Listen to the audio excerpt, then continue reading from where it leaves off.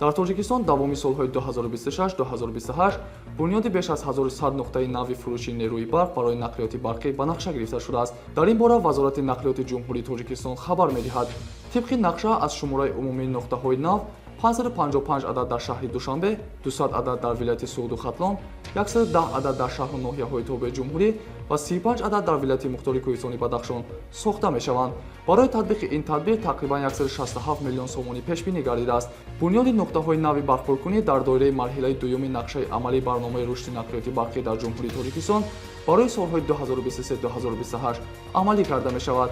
Арзиши умумии татбиқи нақшаи чорабиниҳои солҳои 2026-2028 ба 888 миллиони 48 ҳазор сомонӣ баробар буда, аз ин маблағ 105 миллиони 988 ҳазор сомонӣ аз ҷониби шарикони рушд ва 782 миллиони 60 ҳазор сомонӣ аз ҳисоби бахши хусусӣ ҷалб карда мешавад.